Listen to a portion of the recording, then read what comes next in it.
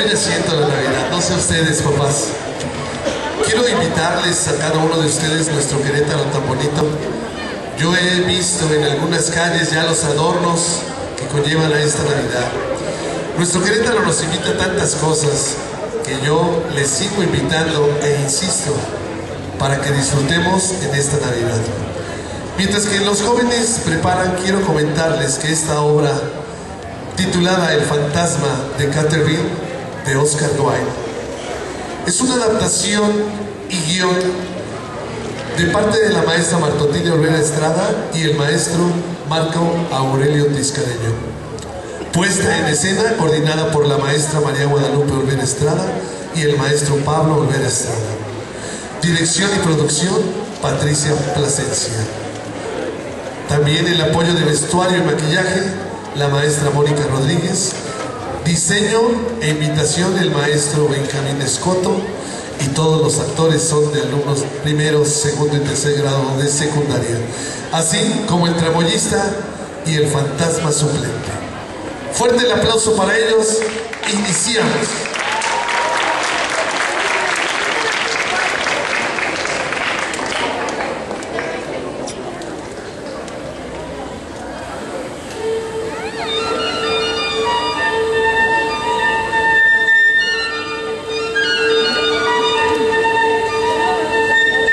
Mr. Hiram beat Otis, an American ambassador, and his family bought Canterville Castle, located in England. Many people told him that they were doing a very foolish thing because it was very well known that Canterville had mentioned this fact to the Otis family. I must tell you that we haven't lived in the place ourselves. There is ever since my great aunt was scared out of her wits while she was getting ready for dinner. She never got well afterward. The ghost has also been seen by many living members of my family, not to mention by the local appraisals. My lord, that doesn't matter. I want the castle ghost, and all whatever. The price for me is of no importance. The truth is that it has been worn out for 3 centuries. Since 1548, in fact, it always appears before the death of any member of our family. Yes, but there is no doubt that the family doctor does also, and though he's so damn scary, that doesn't mean that he's a ghost. The sale was completed, and a few weeks later, the ambassador and his family went to Canterville Castle.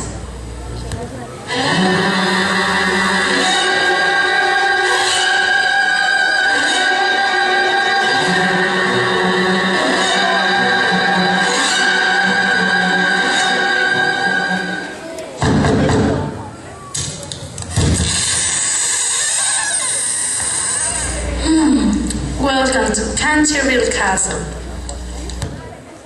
Oh my, where is that ugly stain from?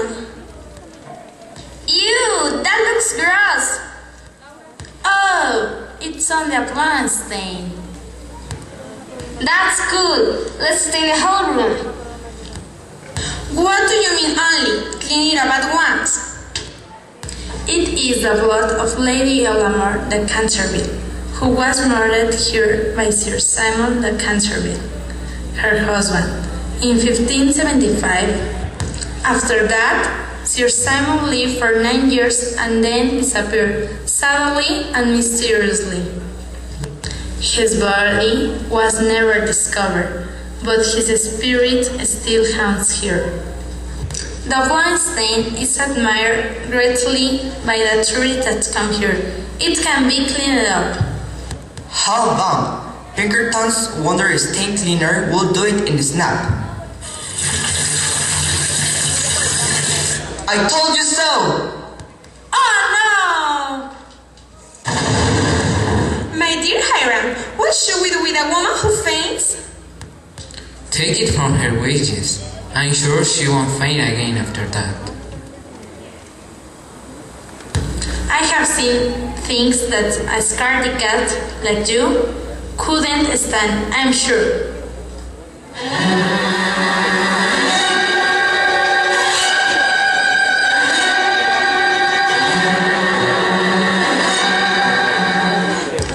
The next day, the Otis family discovers the bloodstain in the library again. What the hell? It can be! I have used this product for almost everything. It must be that dirty ghost. Even though Washington cleaned the stain, the next day it was there again. A few days later,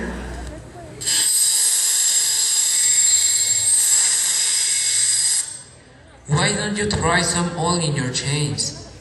Here is a bottle of Smith's rising oil for you to use. I'll leave it on the table. Don't be shy. Then the next day, It wasn't very polite of you to throw pillows at his head. But one thing is for sure. If he doesn't know his chains, we'll have to take them from him. the rest of the week went disturbed. The only thing noticed was the bloodstain in the library. Though they cleaned it up every day, it reappeared. The mystery was that it changed from different shades, of red to bright green. The ghost's second appearance was on Sunday.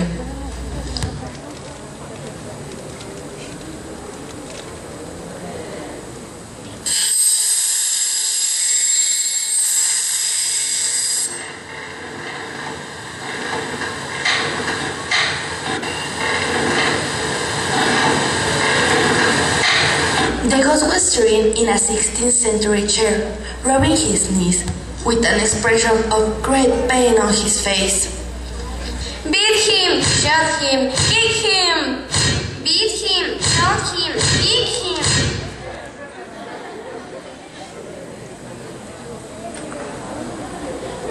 Hey you! Hold up your hands! Oh my God, I can't believe it. You must be sick. You really should try this Dr. Double's mixture. Maybe you'll find that this is an excellent cure for your stomach trouble. What have I done, great God? I don't think that I have been deep and dark and nasty and rude. Yes, I have been a little evil, but I don't think that I deserve the wickedness of this family.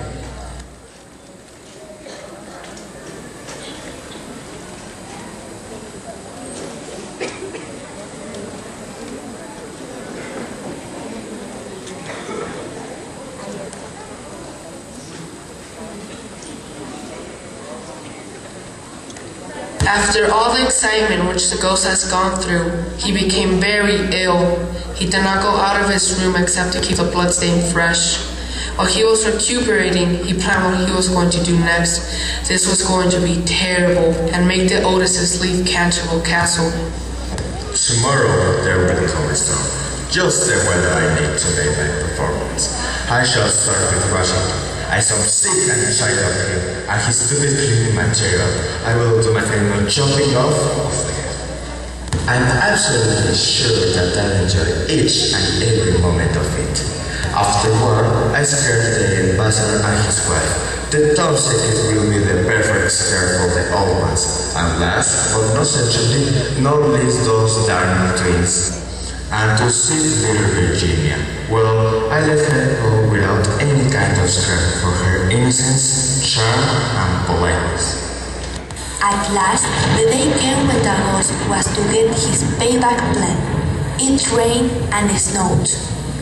The ghost entered silently into Washington's room, as planned. He smiled in a devilish way. He moved into a cruel shadow. He had even put on his famous perfume of cigarette, which, of course, smelled absolutely horrible. Once again, I have been tricked.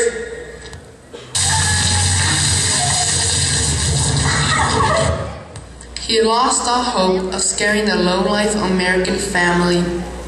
Now, he moved slowly in the hallway and always used slippers. He oiled his chains and went to reflush the bloodstain in the library. He was as quiet as a mouse. He really felt sick. He wasn't in the mood to encounter the Otis family anymore. His only wish was to rest.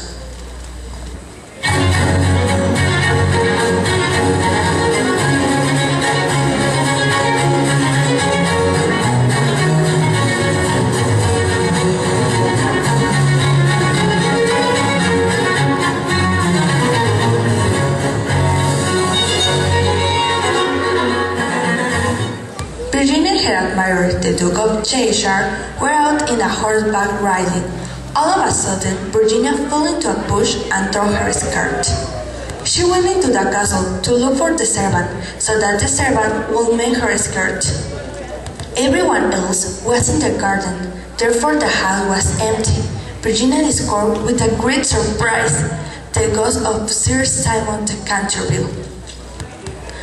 I'm really sorry for what they've done to you, but my brothers and sisters go back to school tomorrow, and if you behave yourselves, no one will bother you again. What do you mean? Are you an actress of mine? I have no reason to behave myself, make noise with my chains and grows to the keyholes and roll all night is the only reason to be alive. That's no reason to live, but you do recognize the fact that you killed your wife, which is very wicked. Yeah, but you don't need to give me a lecture. After all, it wasn't that bad. I mean, geez, she wasn't good for anything. She couldn't mend. Not even a very well-done clothes, but just because I killed her, doesn't mean that her brother had the right to make me die of hunger. But it is very bad to kill anyone. That's not an excuse. Anyhow, whatever it was, it is not important now. It's over. The bad thing is that your brother and your ugly sisters making me die of starving nowadays. Dying of hunger? Oh, Mr. Ghost. If you're hungry, I have a sandwich. Do you want it? No thanks. I almost forgot that I don't eat. Thanks anyway. You are so much sweeter than the rest of your rude, dishonest, non-caring and cruel family. That's enough. That's exactly what you are. You are so dishonest. The blood stain has been refreshed, knit by my pens.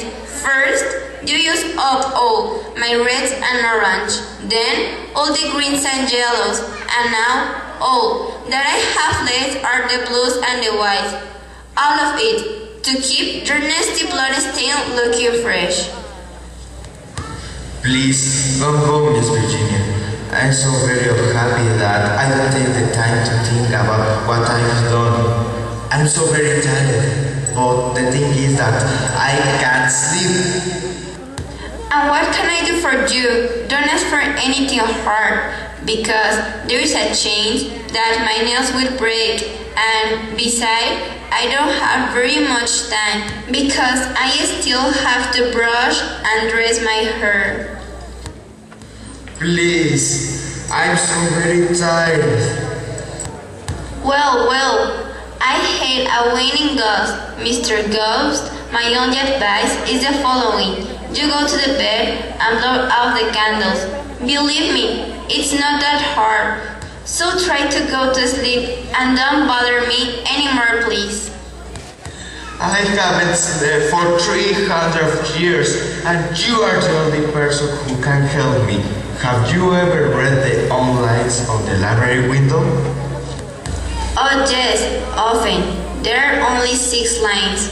When a young girl can win prayer from the lips of sin, when a child gives its tear to charm away the ancient fears, then shall all the house be still, and peace will come to Canterville.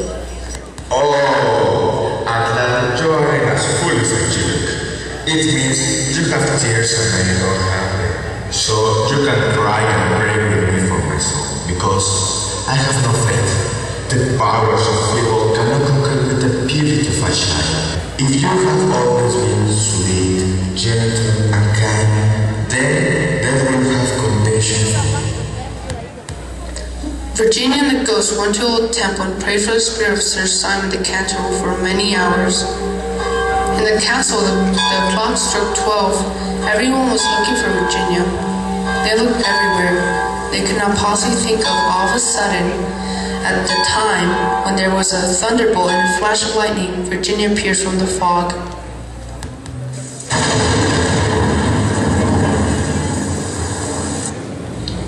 Mrs. Otis, I'm sure that if I took those precious jewels, that Sir Simon will come out of his tomb and haunt me for a very long time.